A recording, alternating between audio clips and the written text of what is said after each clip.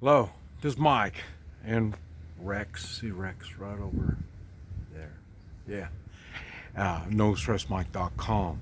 And this is an Easter Sunday, 2021. And what I want to talk about is setting goals. And the reason why I want to talk about it is because sometimes we set goals that are unrealistic, and then we don't get our goals, and then we think, well, we're not going to do that anymore, and then you get to the point where you're unable to reach your goals. So I'm going to what we're going to talk about in this video is the thinking of making a goal. And then so you have a goal, and now you have to think, okay, is it a realistic goal that you can do now, or is it one of these kind of goals long term, and there's steps you need to take before you get to those goals. And so what we're doing is planning a goal, thinking about a goal, and then after we think about it, this is something I like to do, and then you break it down in what are the obstacles, or what are the things that I need to do, because you may not be ready to go for that goal at that time. So this will give you something to think on and to prepare for. And okay, now this is what I'm going to talk about. We're going to talk about a goal that I'm going to make right now, and then I want to start thinking about what do I need to do to accomplish this goal, and then just kind of toss it around. This is the BS, the brainstorming, and now I've kind of got a jump on it because I talked with the family last night, and I told them what my goals were, and but it was a bunch of goals, and this is to kind of get them all lined up for other goals that they are going to be involved in with me. And the thing is, realistically, I'm getting older. Realistically, I've noticed I can't just come up with a goal and then, man, brain, boy, I'm ready to go after it. I just can't do that anymore. There are things, I've got limitations now. And it's funny because you get some limitations on some things, and other things get strengthened as life goes on and as the decisions we make. So, but now what my goal is what I want to do.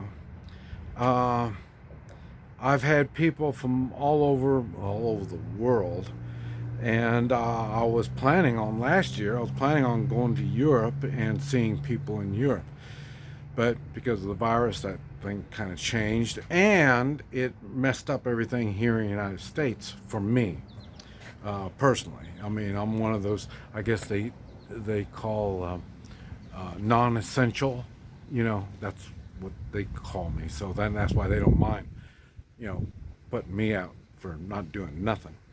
And but what I did do is I did take my camper, and I drove around, and I saw people, and we talked. Now, one of the things that I got out of it is I realized the service that I provide is a needed service. Now, it's not needed for people that don't take personal responsibility. What do they want to hear anything I got to do? Anything I got to say? Patriotic people, they don't, I mean, non-patriotic. They don't care what you know. And people, communists, socialists, people that believe big government. Government is the answer. They don't want nothing that I do. So that leaves, it looks like, about half of the population of the United States. The easy way to look at it is Trump supporters, and because we're getting to the point where about half is Trump supporters, and it's not so much Trump; it's the idea of make America great again. They wanted the goals; they want to set goals and do things, and then the other people are either non-productive. They're looking to be taken care of, be people like me in the way of age. As they get older, a lot of people, they don't want to do nothing, here to take care of me kind of stuff. And then there's the lazy people that, hey, just give me a minimal amount of work, but take care of all my needs.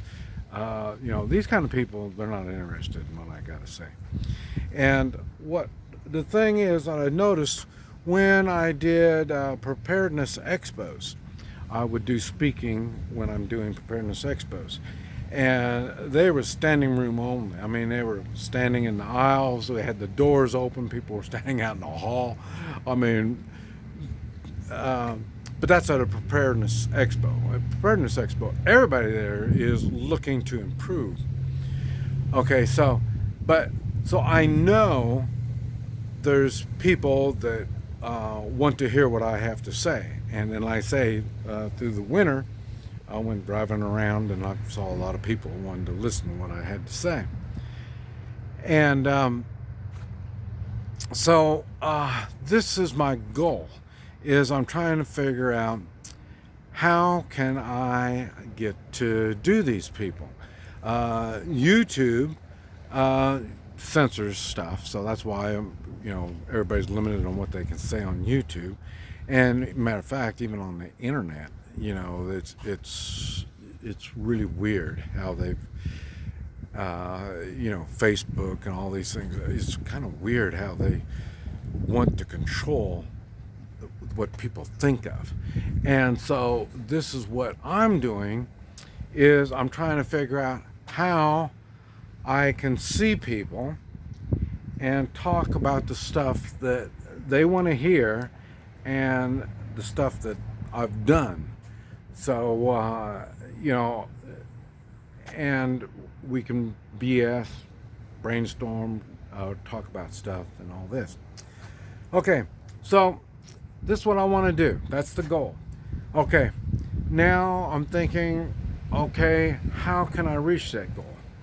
Well, I can't, I'm not well known enough where I can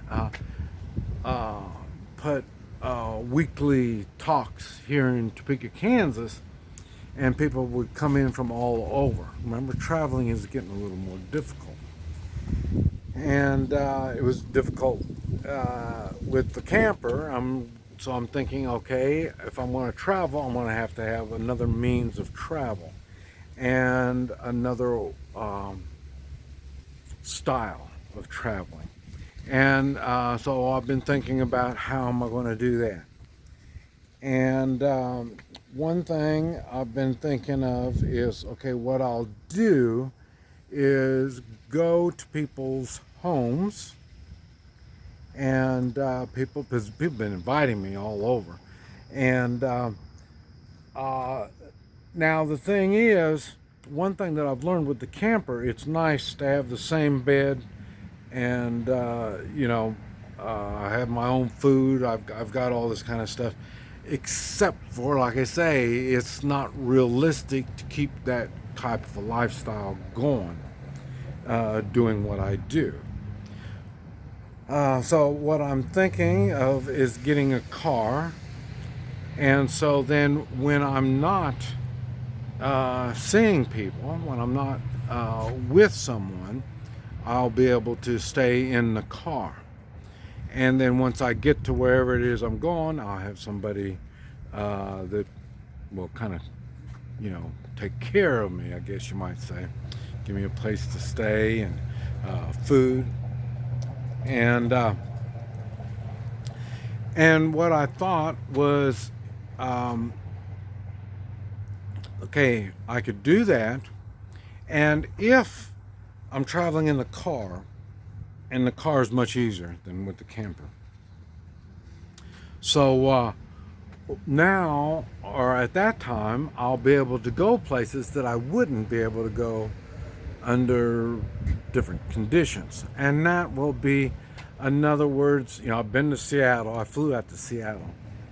But now I may be able to drive out there. Oregon, Washington, I don't think California. I'm still going to be limited. Places like California, Illinois, New York are places I probably won't be able to go. I mean, they're way too weird. And so I still have those limitations. But I will be able to go to the northern states, the northwestern states, the northeastern states. We're coming summer. So that's why I'm thinking, well, this is a means to get to these places if I'm staying in a car and I'm going to see someone. It worked out well when I made videos and I would say where I was at, and I'd tell people to text me. But when they text me now, I know we're in the same state, and then it'll be a lot easier in a car driving around the state than dragging the camper and trying to find a place to park it. And so this is that could be a way I could do this, and I could get to places because I've had a lot of people in the Northeast that have been wanting me to come, and it's a tough area for me to come with the camper. Now I may be able to drive it better, and so especially if I'm going someplace, and so because I say I'm not a sightseer, I just don't drive around endlessly. Where am I going? There's someplace I'm going to see someone, and like I say, I deal with people. So I'm thinking this may be an option, a realistic option that I may be able to get going.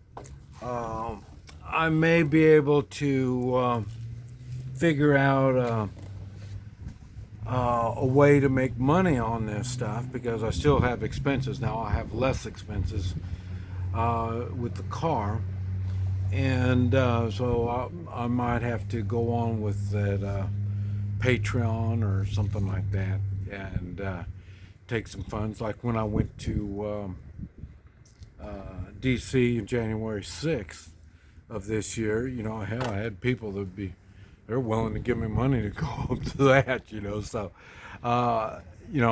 so, and now, like I say, since I'm doing less, I do have less money, so I'm going to have to figure out how to do this stuff.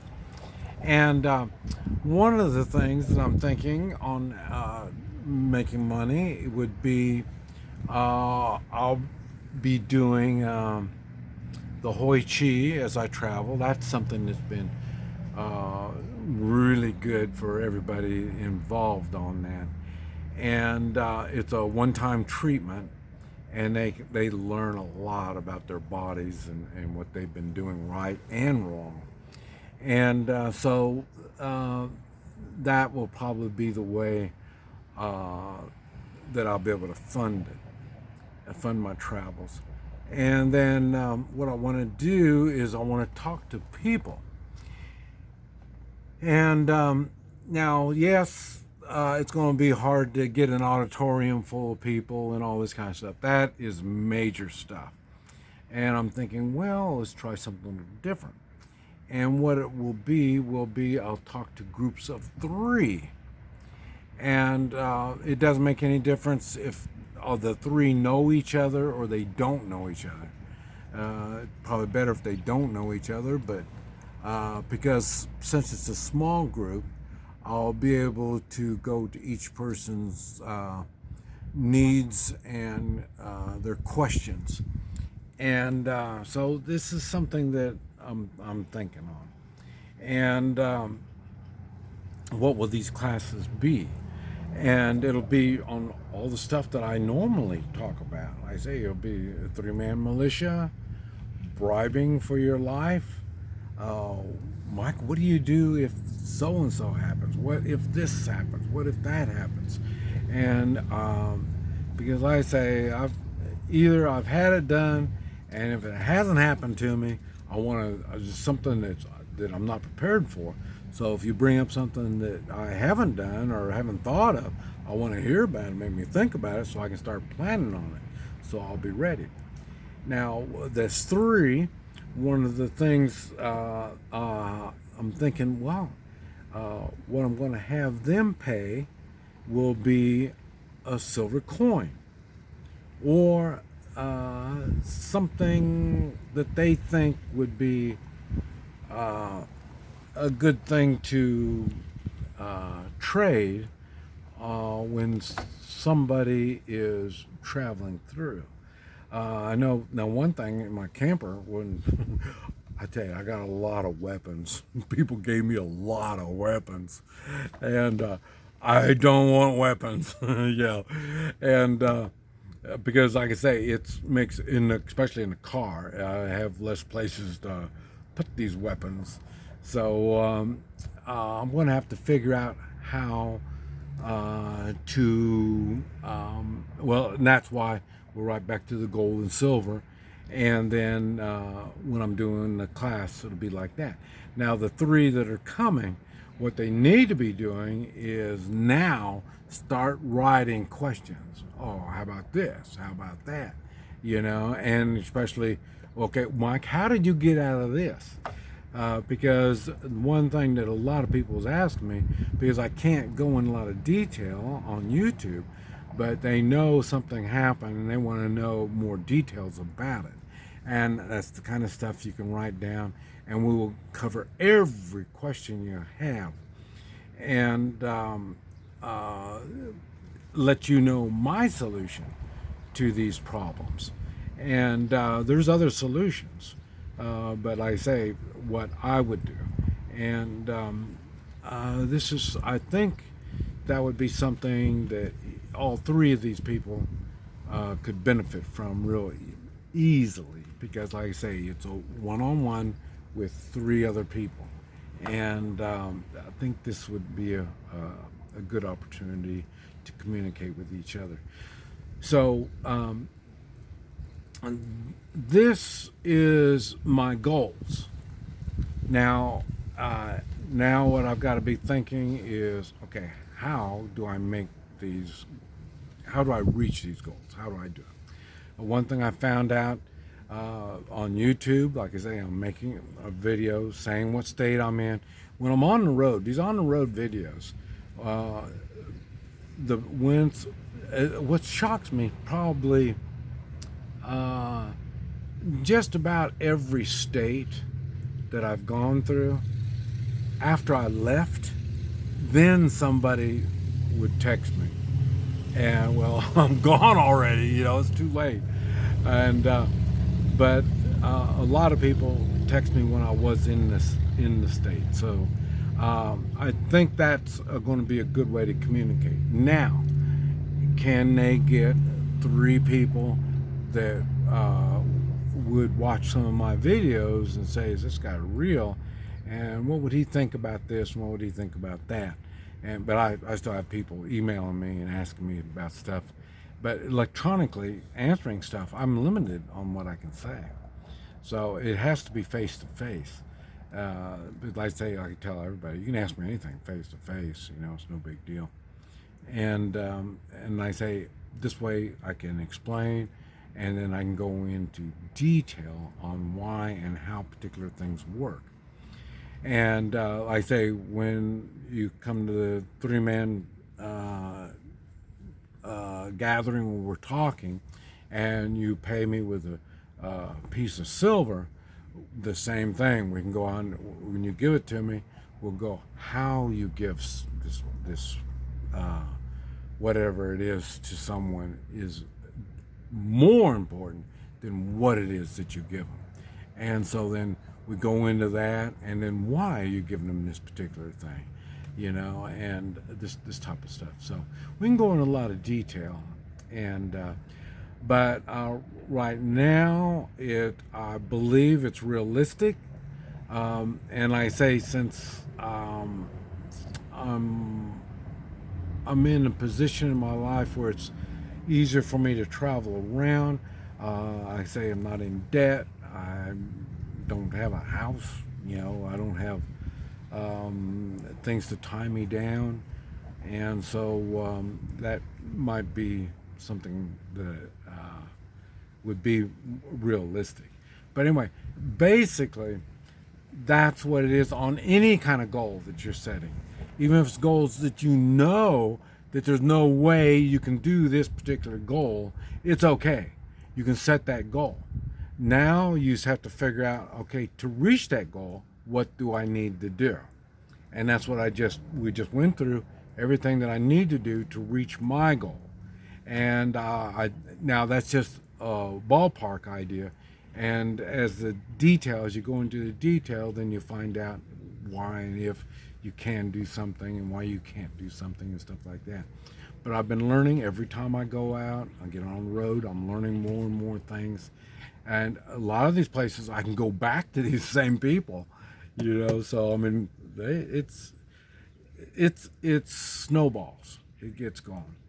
And but anyway, I just wanted to bring that up, and I might talk a little bit more about it, but like I say, that gives you a good idea on setting goals and what you have to do. Is it a realistic goal?